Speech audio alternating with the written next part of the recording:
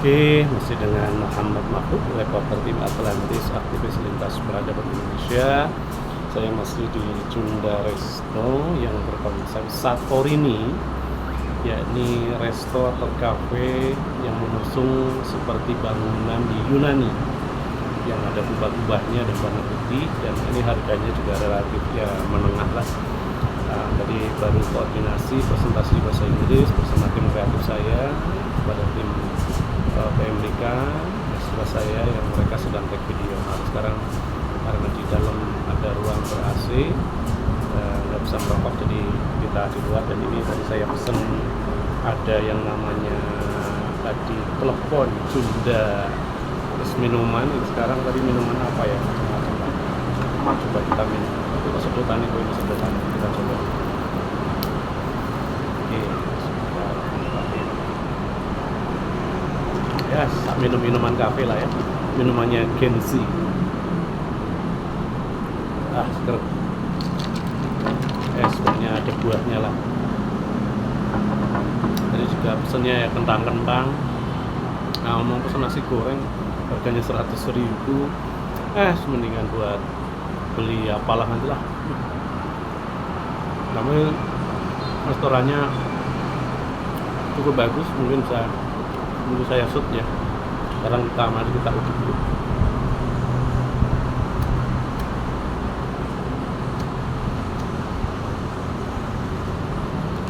Oke, alhamdulillah persiapan saya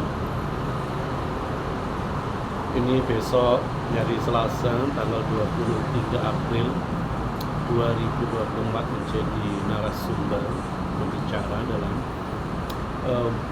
BICOS, yaitu Binual International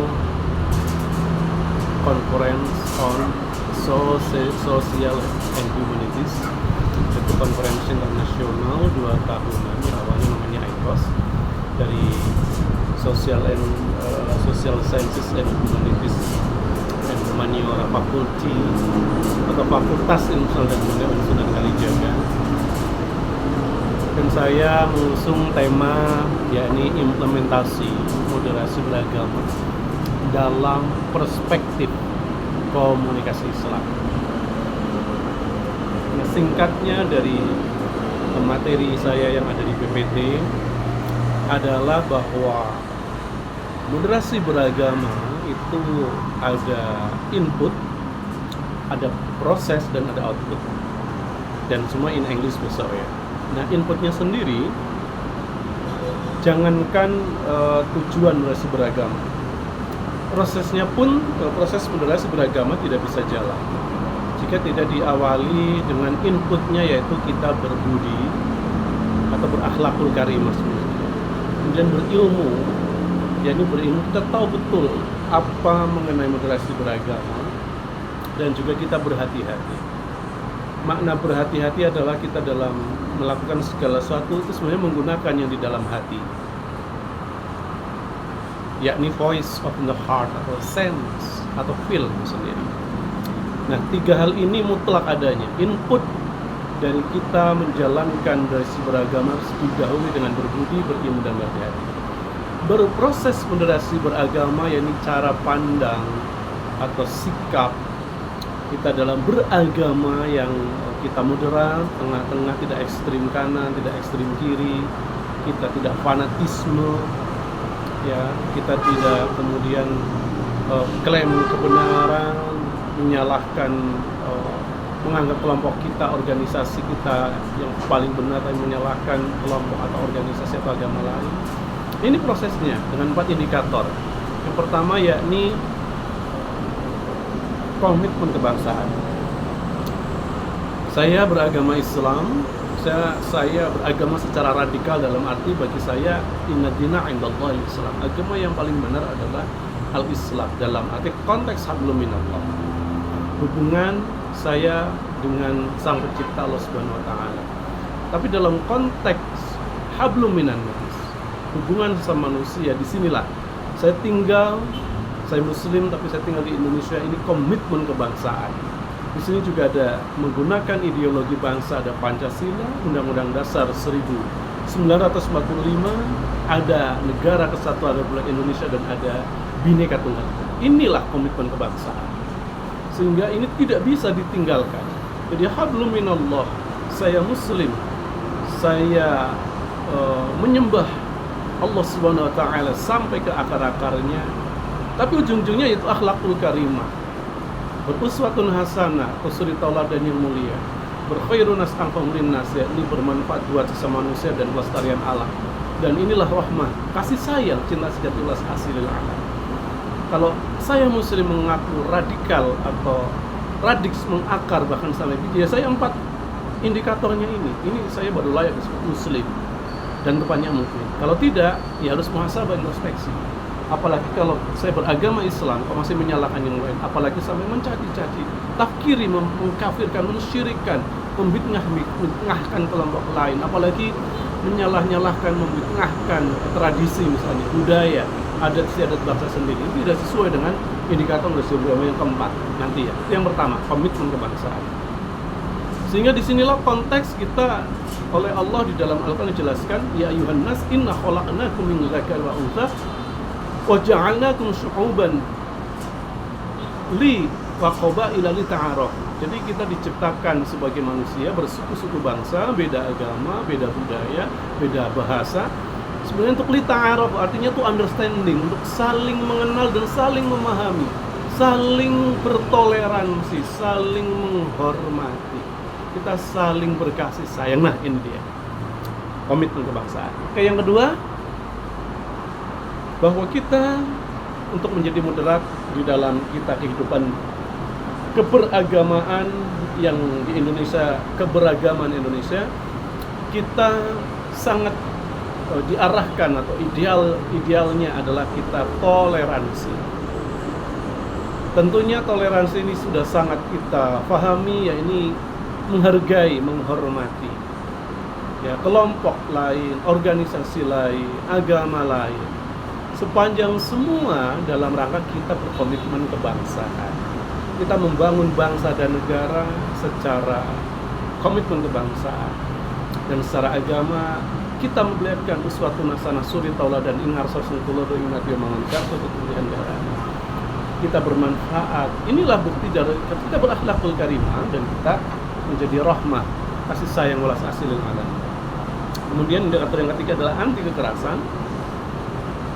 Dan indikator ya anti kekerasan baik verbal atau non verbal, baik kekerasan sukma jiwa raga batin zahir lahir, baik ucapan apapun, dalam bentuk tulisan, dalam bentuk sikap, dalam bentuk ekspresi apapun, kita harus anti kekerasan. Karena semua hakikatnya agama mengajarkan kasih sayang kepada sesama manusia dan kepada alam.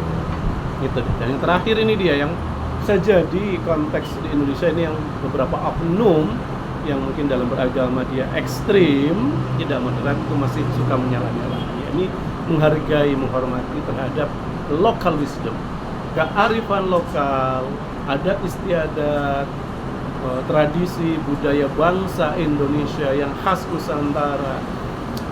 Ini yang harus kita kemudian moderat, kita menghargai, karena ini semua menjadi ciri khas Nusantara. Sepanjang ini adalah adat istiadat, tradisi, budaya, ya mungkin ada satu kearifan lokal, kekhasan yang tidak kemudian menyalahi substansi agama, tidak menyalahi substansi dalam kita hidup berbangsa dan negara. Ya kenapa kemudian kita salah-salahkan, kita agak bid'ah?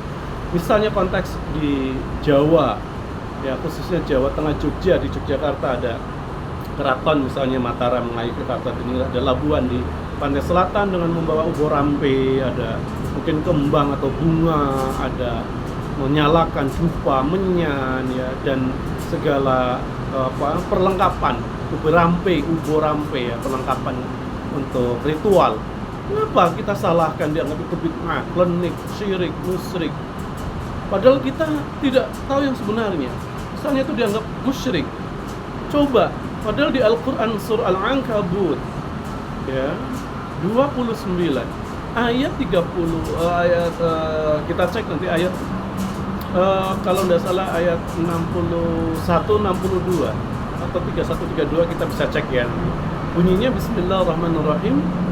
Munibina ilaihi wattaquhu wa aqimus sholata wa la takunu minal musyrikin. Dengan kembali bertaubat kepadanya pada Allah. Munibina ilaihi wattaquhu, dan kembali bertakwa kepadanya. Wa aqimus sholata, dan kita mendirikan salat, mendirikan kebenaran setiap waktu, setiap saat. Wa la takunu minal musyrikin, dan janganlah kamu, kita semua menjadi orang yang musyrik. Siapa yang orang musyrik? Dijelaskan di ayat berikutnya, kalau tidak salah 32. Ya berarti Al-Ankabut 29 31 32. Minal musyrikin minal ladzina farraqu dinahum wa kanu syi'an kullu hizbin bima ladayhim farihun. Orang-orang yang musyrik, ini sangat detail sekali. Bahkan terjemahannya, penjelasan dari Al-Qur'an dijawab dengan Al-Qur'an itu sendiri. Orang-orang yang musyrik adalah orang-orang yang memecah belah agama mereka menjadi beberapa kelompok atau golongan. Sehingga masing-masing kelompok atau golongan itu merasa bangga dengan kelompok atau golongannya. Nah itu. Dan akhirnya ketika dia fanatisme ekstrim dengan kelompok atau golongannya, eksklusif, ya, merasa truth claim, ini akan menyalahkan yang lain. Nah ini yang disebut hakikat musyrik. Nah dengan 4 indikator inilah jadi proses beragama, komitmen kebangsaan, toleransi, anti kekerasan, dan juga dengan penghargaan, penghormatan terhadap kearifan lokal, lokal wisdom, adat istiadat, tradisi, ritual, budaya Nusantara yang tidak menyalahi substansi agama dan konteks bangsa kenegaraan. Inilah output dari moderasi beragama, adalah kita akan hidup damai, tentram, harmoni, rukun, dan semua akan membawa pada kesentausaan, kesejahteraan. Sehingga inilah dengan moderasi beragama, mari kita bangun bangsa dan negara Indonesia untuk memimpin rumah sendiri dan dunia dengan akhlakul karimah, dengan uswatun hasanah, ingar sosungkulodo ingmati mengungkar suatu kurihandayani, yakni dengan bersatu nasana suri tauladan yang mulia, kemudian dengan berkhairun nas anfa'uhum linnas, kita bermanfaat kepada semua manusia dan pelestarian dan alam semesta. Dan juga inilah rahmah, ulas kasih sayang, cinta sejati kepada seluruh isi alam, baik mikrokosmos sesama manusia, makrokosmos jagat besar, jagat agung, ataupun semua berkah dari eternal atau metakosmos, bahasa tasawufnya baik Allah. Demikian di restoran Cunda di Jalan Solo arah Maguwo ke kota Yogyakarta, sedikit liputan atau sedikit bahasa normatif tausiah. Saya menausiai, menasehati, watawassaw bil haqqi watawassaw bisabr, diri saya sendiri, dan mudah-mudahan ini saya kemudian masukkan ke channel YouTube saya atau ke media sosial saya. Kemudian kesempatan nanti kita semua menjadi moderat di dalam segala bidang apapun, terutama di dalam moderasi beragama, bukan moderasi agama, karena agama sendiri sudah moderat. Substansi agama, khususnya agama Islam, mengajarkan Rasulullah sendiri, laqad kana lakum fi Rasulillah uswatun hasanah, bahwa Islam itu sudah moderat, sehingga beragama dalam kita mengamalkan agama itu, yang kadang karena pemahaman kita tidak sampai ke hakikatnya, baru ranah tekstualis, tekstur atau syariat beloko, sehingga syariat, tarekat, hakikat, ma'rifat ini perlu sampai ke pemahaman komprehensif, holistik utuh. Sehingga awaluddin ma'rifatullah, awal beragama ma'rifat pada Allah. Allah apa? Bersifat sidik, amanah, tablifatona. Rasulullah bersifat sidik, amanah, tablifatona. Sehingga ini yang kita tiru. Sehingga dari ma'rifat, hakikat, tarekat, syariat, ini 4 nggak bisa dipisahkan. Dan kemudian ketika mau kembali, ya kita dari iman, Islam, tauhid, ma'rifat. Bahasa Jawanya dari sangkan paraning dumadi, kita kembali ke dumadi ning sangkan parah. Jadi dari Allah, kemudian Rasulullah, Nur Muhammad, kita ada di dunia, nanti akan kita kembali harus fitrah, kembali kepada Allah Tuhan Yang Maha Esa dengan fitrah juga, kembali suci, dan kembali kita bermoderasi beragama. Sukses buat kita semua. Mari kita bangun bangsa dan negara kesatuan Indonesia. Berkah dari Tuhan Yang Maha Esa, Allah Subhanahu wa taala. Rahayu sakum kita sakum. Mantap, merdeka.